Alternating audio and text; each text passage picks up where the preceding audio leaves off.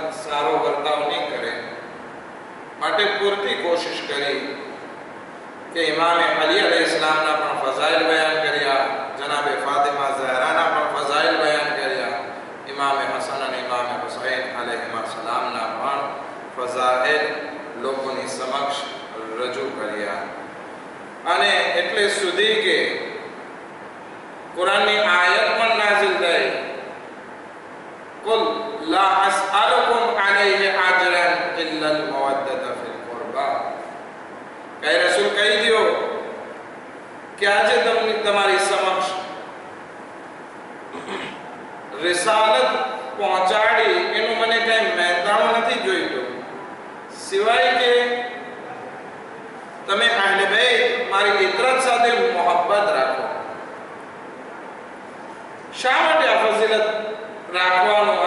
मुहम्मद।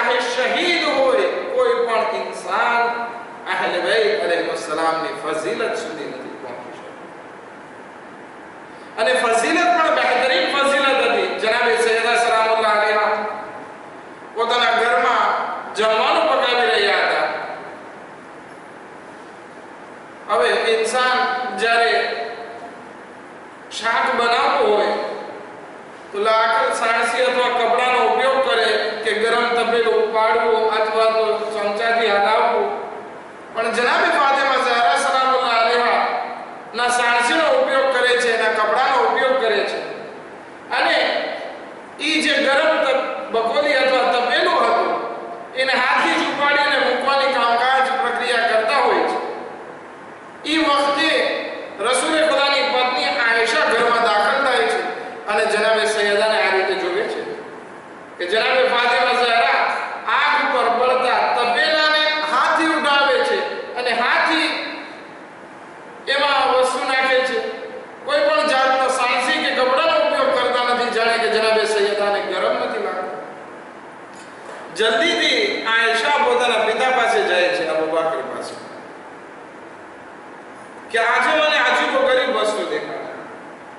કે જનાબે સૈયદા ગરમ તપેલાને હાથે ઉઠાવે છે ને કઈ જાણે અસર નથી. તો કે બસ આ વાતને અહીંયા જ દબાવી દે, કઈ વાત આગળ ના વધારે. તેમ છતાં વાત રહી નહીં, કારણ કે બહુ અજીબો ગરીબ વાત લાગી આવી છે. વાત જ્યારે ફેલાતી જાય છે, રસૂલે ખુદાના કાને પહોંચે છે, રસૂલે ખુદા મિંબર ઉપર જાય છે ફઝીલત બયાન કરવા માટે અને ફરમાવે છે કે મારી દીકરી જેનું નામ ફાતિમા છે, ફાતિમાનો મતલબ એ થાય છે કે આગથી દૂર. તો જનાબે ફાતિમા ઝહરા સલામુલ્લાહ અલૈહા ઉપર કયામતમાં પણ જેવી રીતે આગ હરામ છે, એવી રીતે આ દુનિયાની આગ પણ જનાબે સૈયદા સલામુલ્લાહ અલૈહાને અસર નથી કરતી, કારણ કે ફાતિમાનો મતલબ એ થાય છે કે જહન્નમથી જુદાઈ, આગથી જુદાઈ. જનાબે ફાતિમા ઝહરા વિશે રસૂલે ખુદા ફરમાવે છે કે ફાતિમા ઝહરા ઉપર દુનિયાની આગ પણ હરામ છે, માટે એના વાળ હોય કે એનો ગોશ્ત હોય એની ઉપર આગ અસર નથી કરતી. એક દરૂદ પડે મુહમ્મદ વ આલે મુહમ્મદ પર.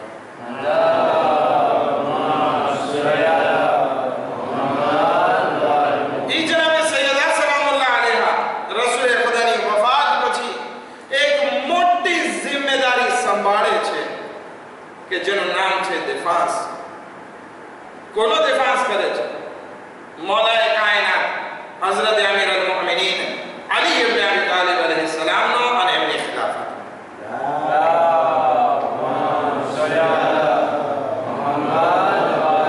જનાબે સૈયદા સલામુલ્લાહ અલૈહા પોતાના ઘરમાં આવેલી ઓરતો અયાદત માટે મુહાજિર અને અંસારની એ લોકોને વાત કરે છે, તમે બરાબર ના કર્યું, અલીનો હક એમને ના આપ્યો.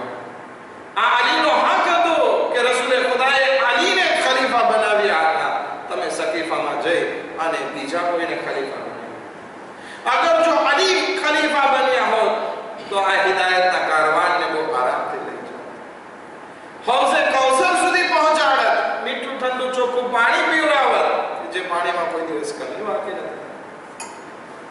પછી જનાબે સૈયદા સલામુલ્લાહ અલૈહા ફરમાવે છે કે અગર જો અલીને ખલીફા બનાવ્યા હોત તો અલી નસીહત કરત, તમારી હિદાયત કરત.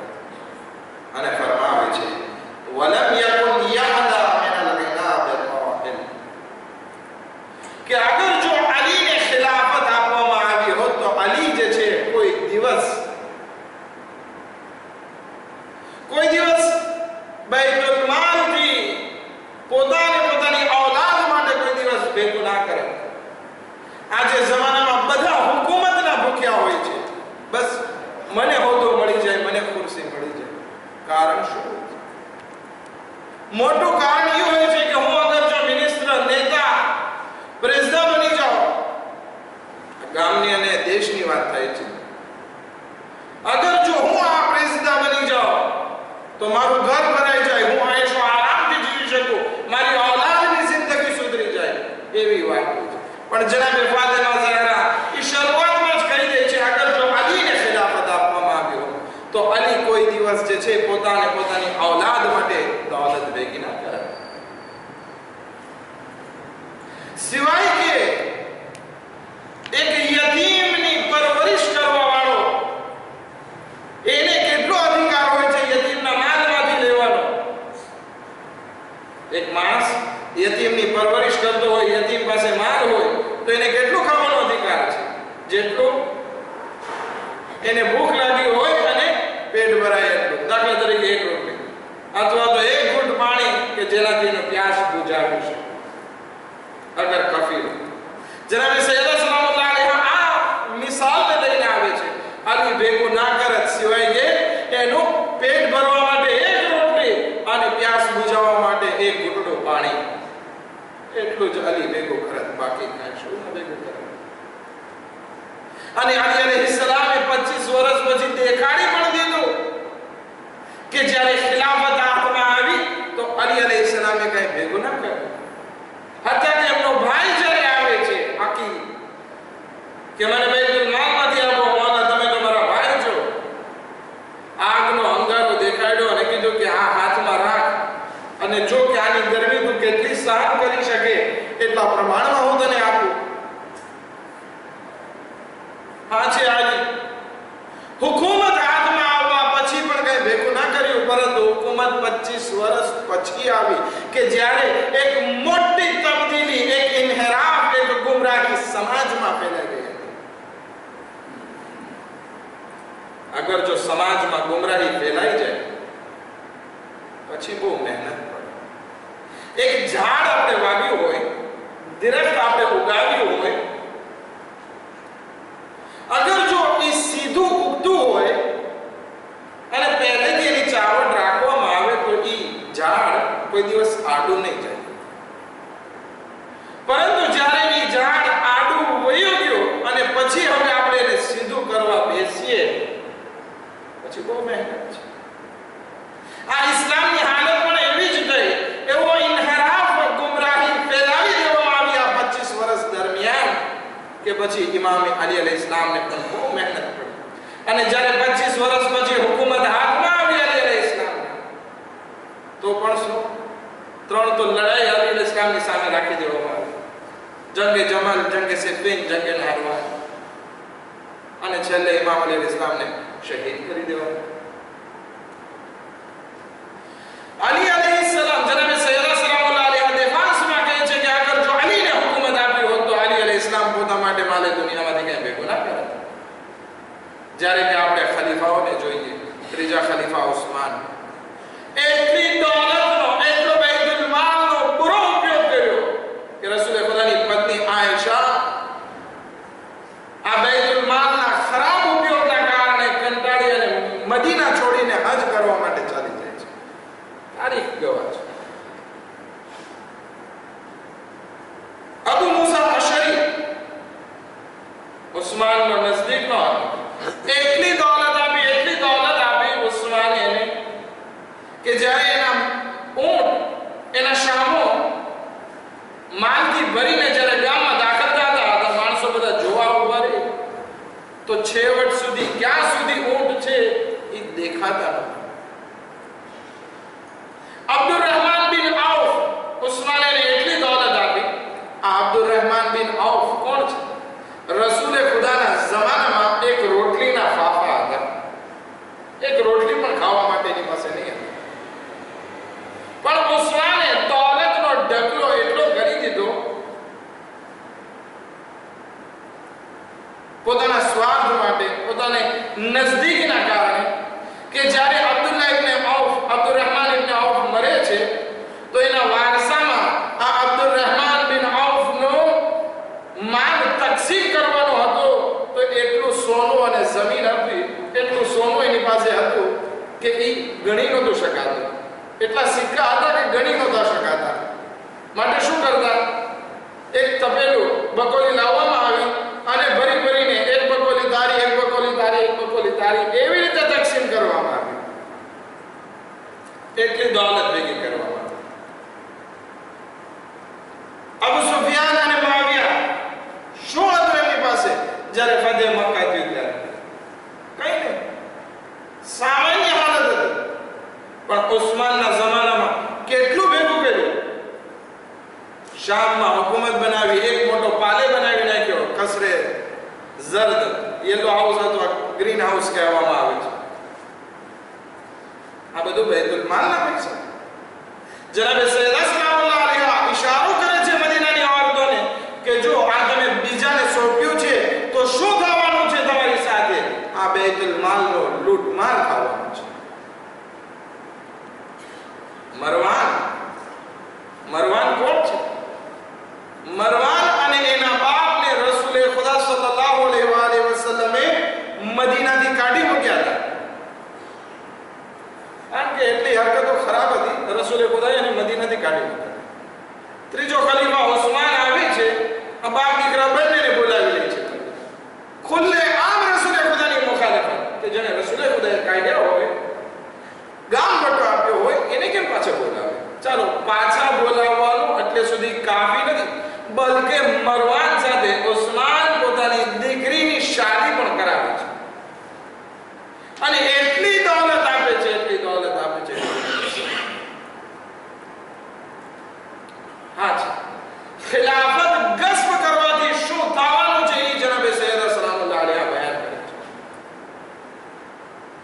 કે અગર જો આ ખિલાફત ગસ્ત થઈ ગઈ, અલીનો હક બીજાને દઈ દેવામાં આવ્યો, તો પછી આ બૈતુલ માલ મુસ્લિમીન જે છે એ બરબાદ કરી દો. અને અગર જો અલીને દેવામાં આવશે તો અલી ઈ આદિલ ઇમામ છે કે એક રાલ પણ પોતા માટે ઉપાડશે નહીં, સિવાય કે એનું ભૂખ મિટાવી શકે અને પ્યાસ બુજાવી શકે. એક ઘૂંટડો પાણી અને એક રોટલી, અને અલી અલૈહિસ સલામે કરી દીધું. કંબર ઇમામ અલી અલૈહિસ સલામ ખલીફા છે. કંબર એક સોનાની દિનારની થેલી લાવી અને ઇમામ અલી અલૈહિસ સલામના ઘરે મૂકી દે છે. અને ઇમામ અલી અલૈહિસ સલામ જ્યાં ના હોય ત્યારે મૂકી આવે છે ઉમ્મુલ બનીના. ઇમામ અલી અલૈહિસ સલામ જ્યારે ઘરે આવે છે, જોવે છે કે આ ક્યાંથી આવ્યું, ખબર નથી. કંબર આમને મૂકીને ગયા છે. સમજી ગયા ઇમામ અલી અલૈહિસ સલામ કે અગર મારા ઉપર કોઈને પેટ વધારે બળતું હોય આજે તો એ કંબર છે. બોલાવે છે કે આ પૈસા ક્યાંથી આવ્યા? તો કે મૌલા તમે ખલીફા છો, તમને જરૂર પડે, તમારા ચપ્પલ જુઓ કેટલા સાદા તૂટેલા ફાટેલા છે, તમારા કપડા જુઓ, તમે રાખો, તમને જરૂર પડે, તમારો હક બને છે. ઇમામ અલી અલૈહિસ સલામ કહે છે, આ કંબર, આ સોનાની થેલીના બદલે, આ સિક્કાઓની થેલીના બદલે અગર મારા ઘરને આગથી ભરી દીધું હોત તો અલીને દુઃખ ના થાય. લઈ જા. આ છે ઇમામ હસન મુશ્તબા અલૈહિસ્સલાતુ વસ્સલામ મિંબર ઉપર આવે છે ક્યારે? ઇમામ અલી અલૈહિસ્સલામની શહાદત પછી, અને વખાણ કરે છે કે અલી અલૈહિસ્સલામની શહાદત વાકે થઈ, અલી આ ફઝાઇલ બયાન કરે છે. પછી ફરમાવે છે અલીની પાસે માલે દુનિયામાંથી કશું બાકી નથી સિવાય કે રોકડમાં 700 દિરહમ છે. કેટલા?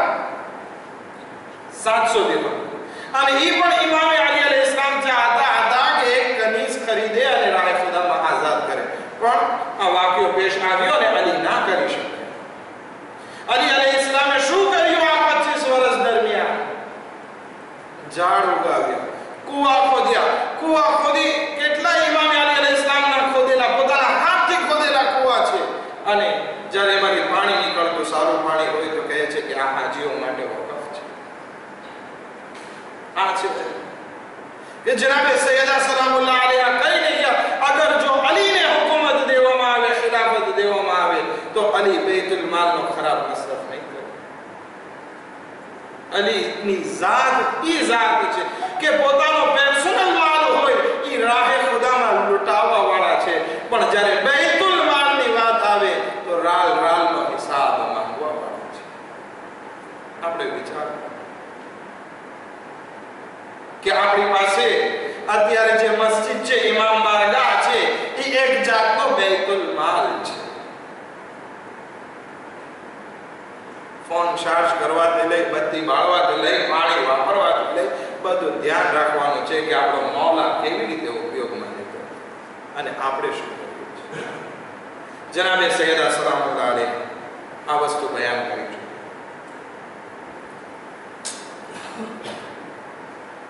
પરંતુ જનાબે ફાતિમા ઝહરા સલામુલ્લાહ અલૈહાની વાત નો કોઈ અસર નથી. અને જનાબે સૈયદા સલામુલ્લાહ અલૈહા બસ હવે બાબાને યાદ કરીને રોવે છે. સુબ્બત અલૈયા મસાઇબુન લવ અન્હા સુબ્બત અલલ અય્યામ, સિરના ગયા એ બાબા જા, તમારી બાત એવી મુસીબતો અમારા ઉપર લાગો કે અગર રોશન દિવસ ઉપર પડત તો કાળી રાતમાં કરી છે. એટલું જ નહીં, જનાબે સૈયદા વસિયત કરે છે અને પોતાની કનીઝને કહીને જાય છે કે બસ હું આ શામરમાં જાઉં છું, મારી જ્યારે